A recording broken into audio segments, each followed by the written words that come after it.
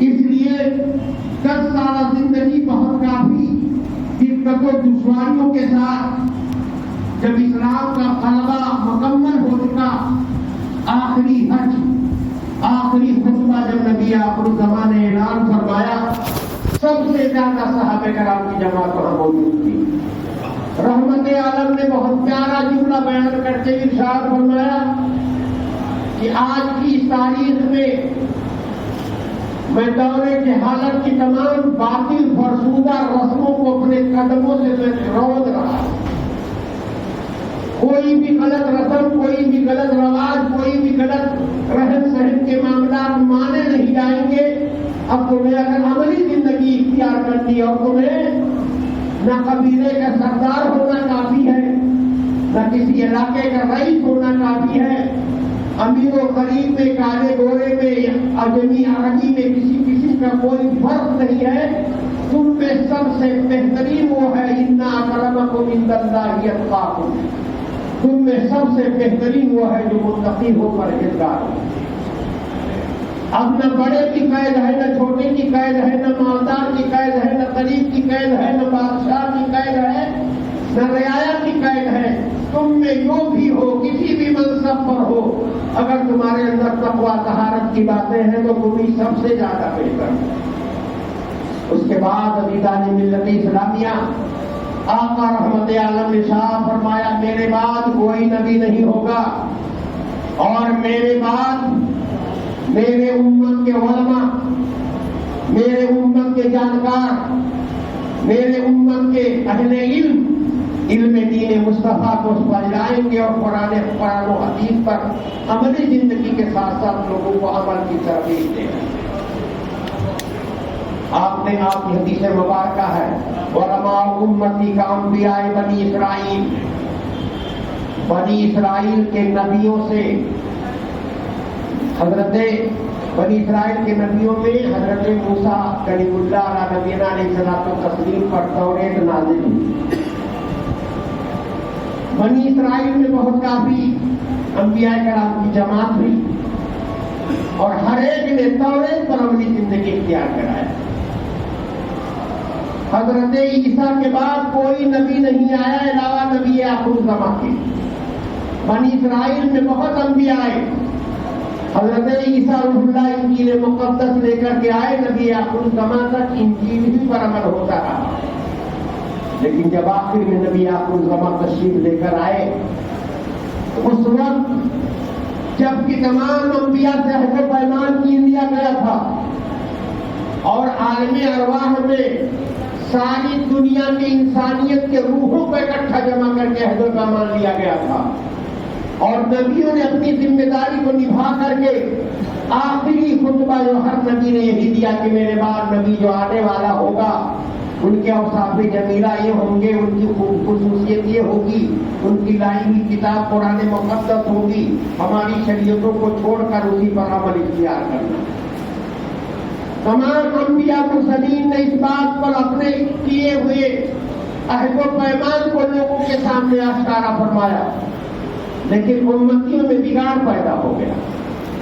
امتی اس بات پر قائم نہ رہ سکے، جو اچھے اور نیکوکار تھے انہوں نے یہی دعا مانگی ہے، رب کریم مجھے کسی ایسی دنیا میں پیدا فرما دے، کسی ایسی دنیا میں بھیج دے تاکہ نبی آخر الزمان کی آمد تک اگر میری زندگی باقی رہے تو پیارے رسول کا کلمہ پڑھ کر پیارے رسول کے فرمودات پر اپنی زندگی اختیار کروں۔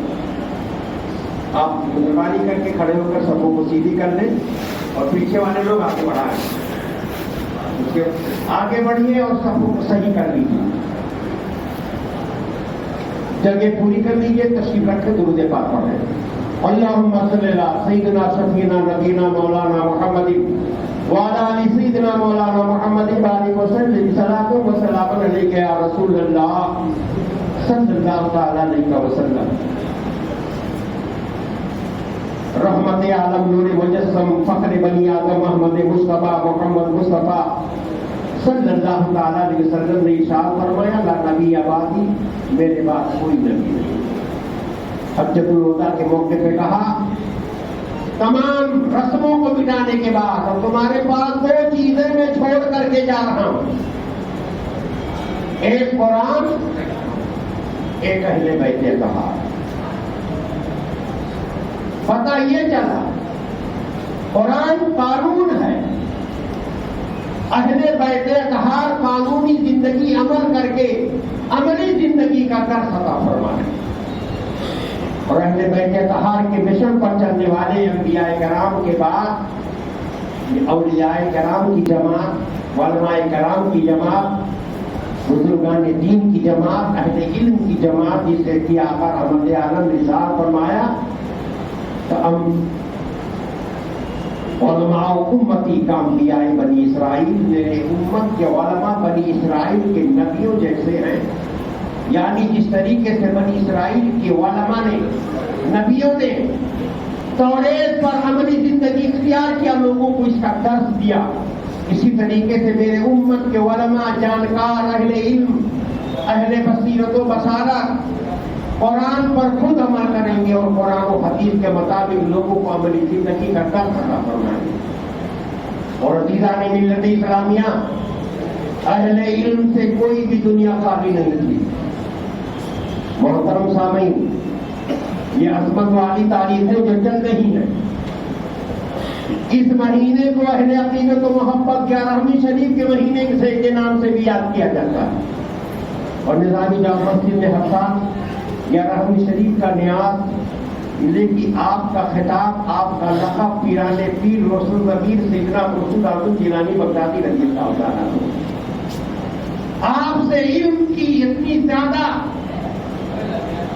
نشر و اشاعت ہوئی ہے، اتنا پیغام نشر کیا ہے، آپ کے خاندان کے، آپ کے آبا اجداد نے، آپ کے نانا نے، آپ کی پھوپھی نے اس طریقے سے مذہب اسلام کی پرچار کیا ہے کہ تاریخ اسلام الٹ کر کے دیکھنے کے بعد اس خاندان کا جب ذکر جمیل کیا جاتا ہے، پڑھا جاتا ہے، بات سمجھ میں آتی ہے کہ ان لوگوں نے کس طریقے سے اپنی جان کی بازی لگا کر مذہب حق کی اشاعت میں کسی قسم کی کوئی اور کسر باقی نہیں رکھا۔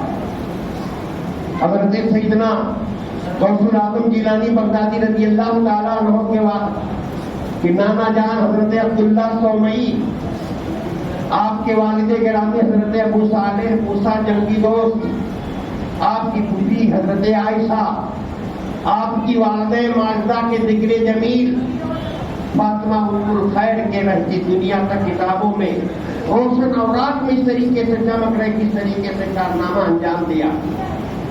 عزیزان ملت اسلامیہ، ہماری اولاد کی سب کی دلی خواہش یہی ہوتی ہے اور سب یہی دعا مانگی جاتی ہے، پروردگار عالم مجھے دنیا میں لا ولد نہیں چھوڑ بلکہ اولاد والا بنا دے۔ اور کچھ لوگوں نے اولاد کا ترجمہ صرف نگینہ اولاد سمجھ لی ہے، یہ بات ہے غلط ہے۔ لڑکی ہو یا لڑکا، ہر ایک کے اولاد ہونے میں برابر کے وہ شریک ہیں۔ یہ خوش قسمتی ہے، نصیبہ ہے کہ لڑکی بھی رہے لڑکا بھی رہے، لیکن ان کے صالح ہونے کی، نیک ہونے کی دعائیں ضرور مانگیں۔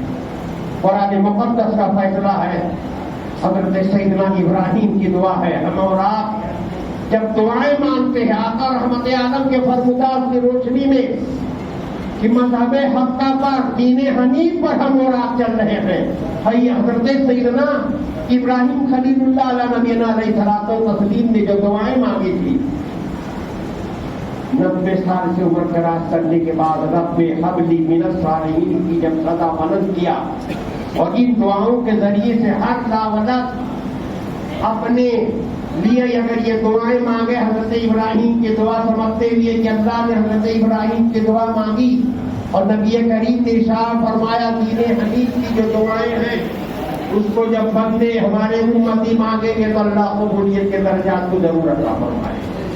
شرط یہ ہے کہ صدق دل سے اور دلی کیفیت میں صبح کی گنجائش نہیں۔ رب حب لی من الصالحین۔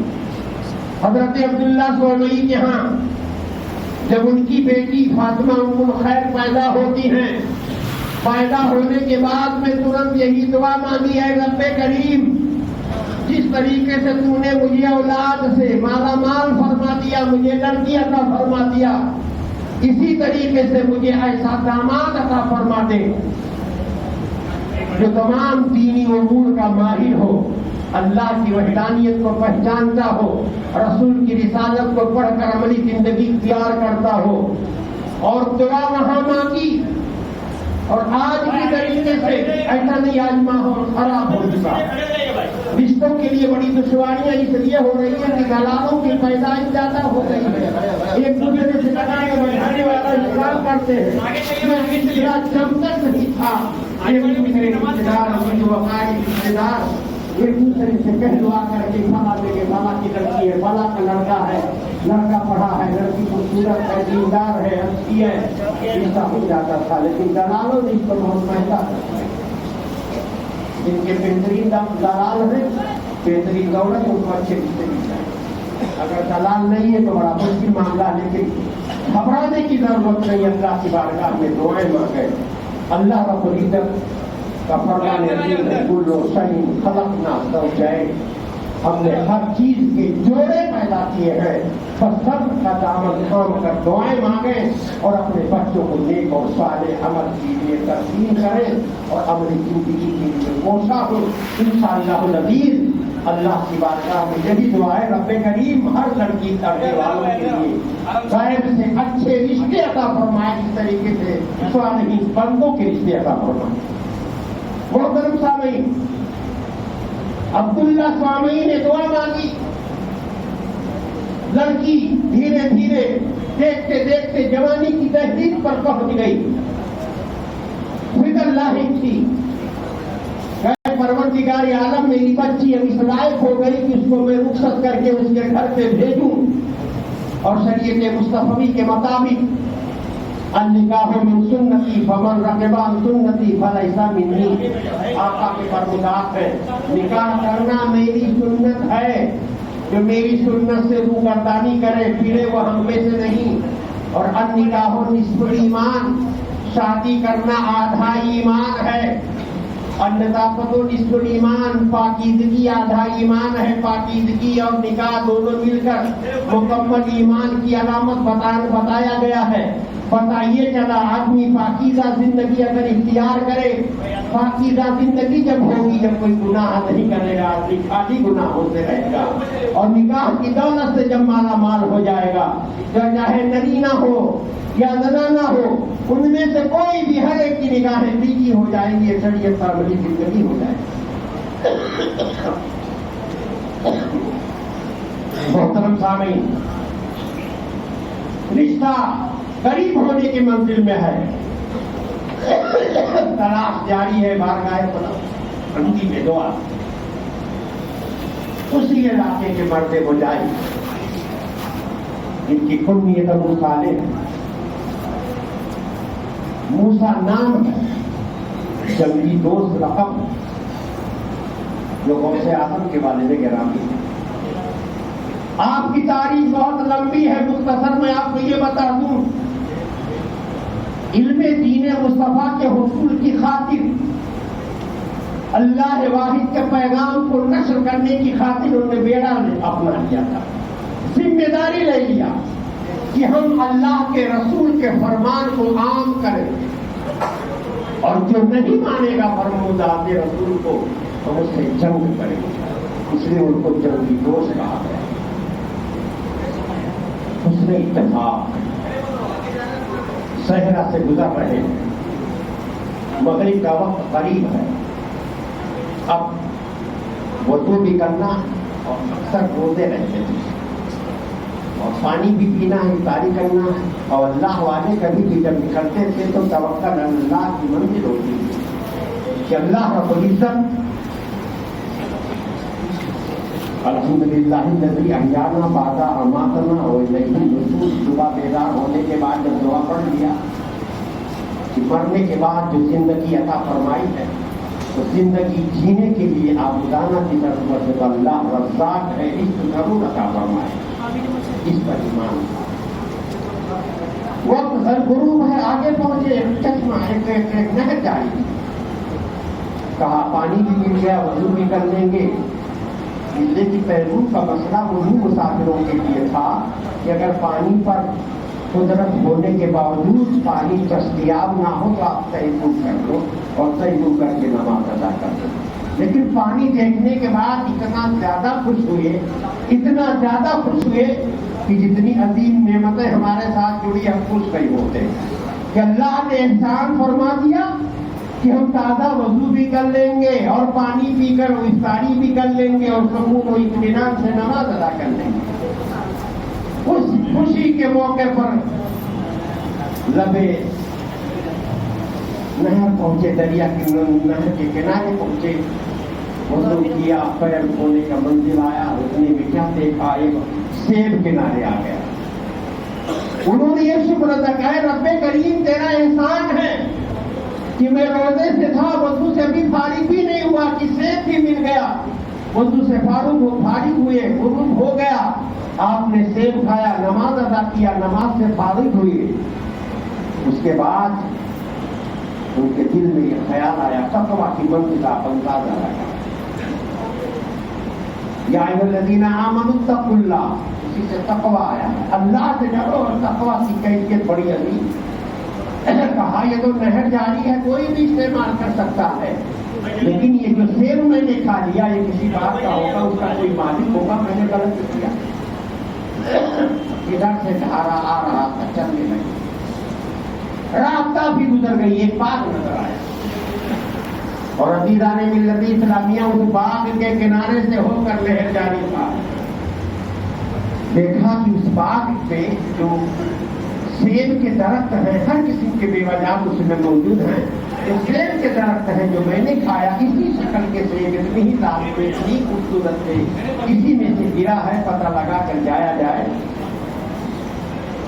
پہلے ایسا تھا, باغوں کو جب لگایا جاتا تھا تو بہت زبردست پانی لگائی جاتی تھی, کانٹے دار درخت لگائے جاتے تھے, موٹے موٹے دوسرے قسم کے درخت لگائے جائے, کہیں سے کوئی گھس کے نہ پائے.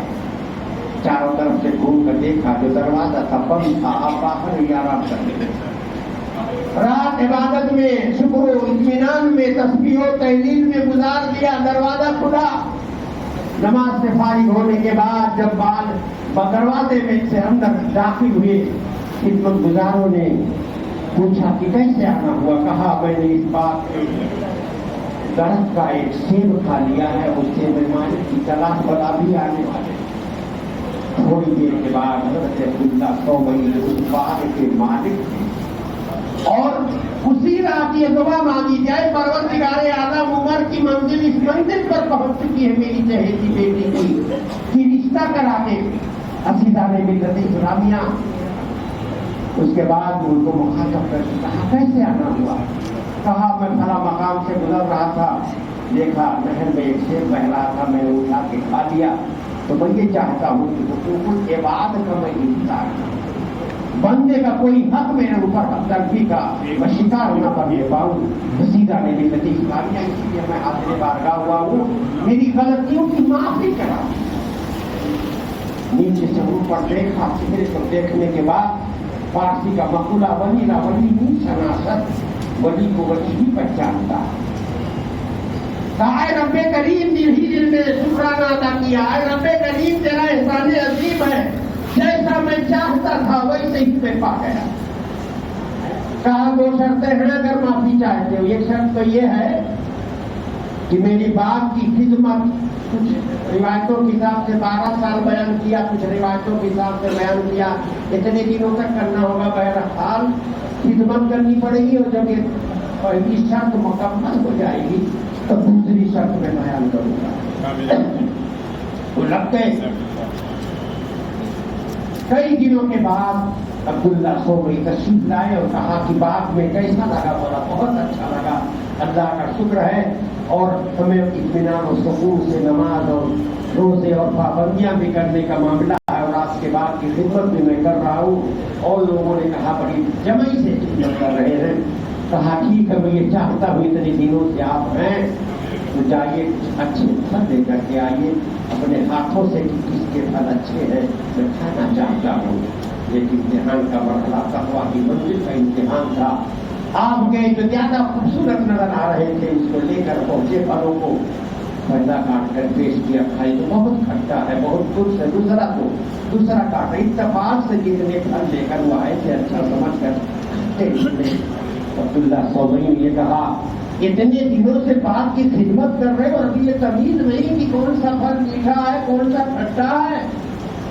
کہا حضور ایک پھل بہتے ہوئے پانی میں کھانے کی سزا یہ خدمت کر رہا ہوں.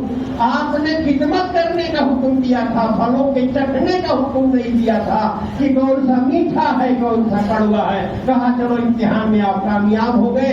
اب آپ کے سامنے ایک شرط میں اور جو دوسری ہے اگر منظور ہو تو بیان کروں, اس میں آپ کامیاب ہو. کہا دوسری شرط کیا؟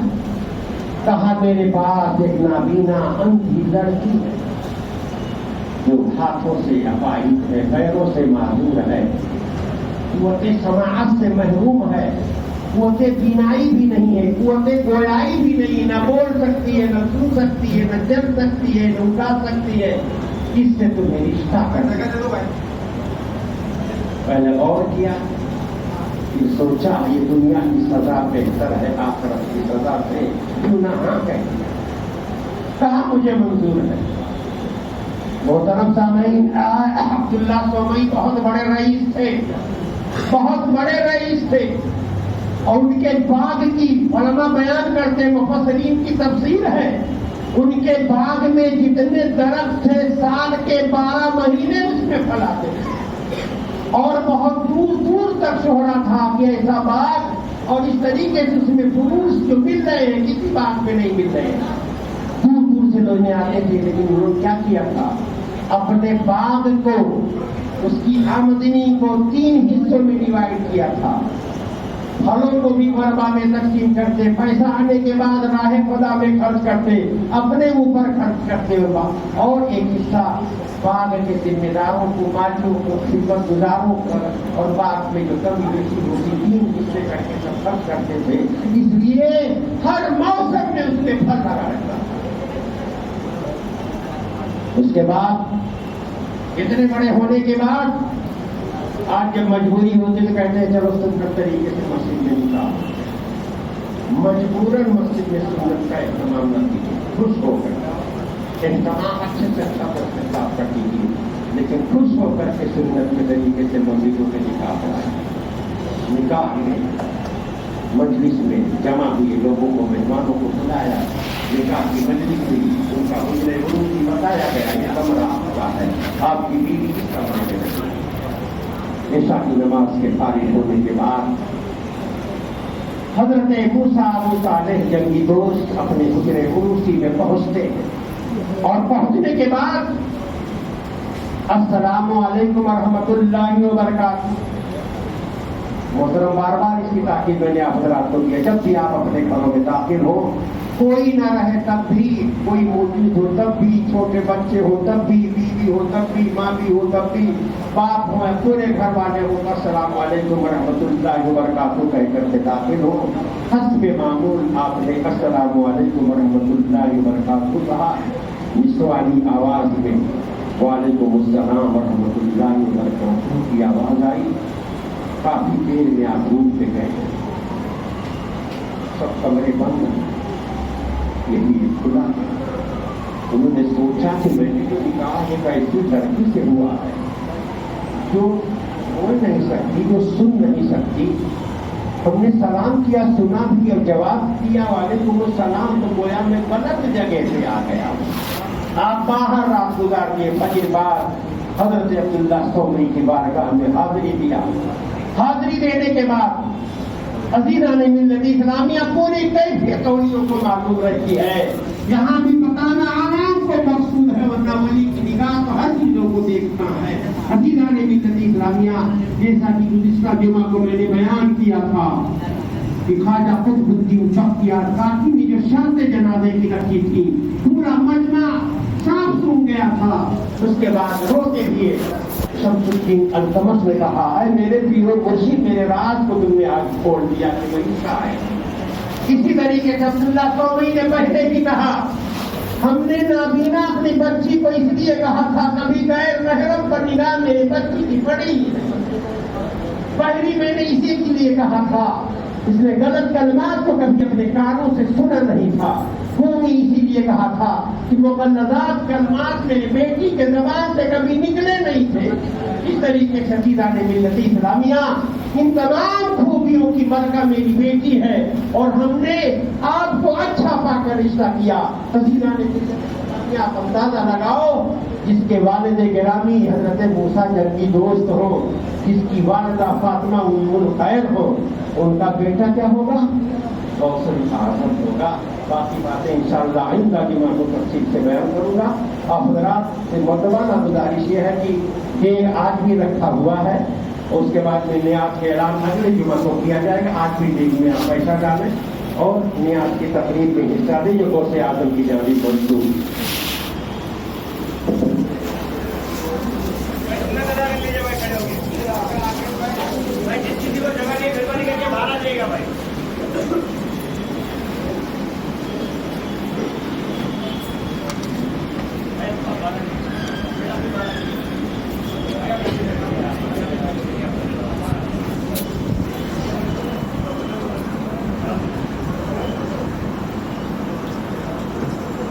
Bye, bye.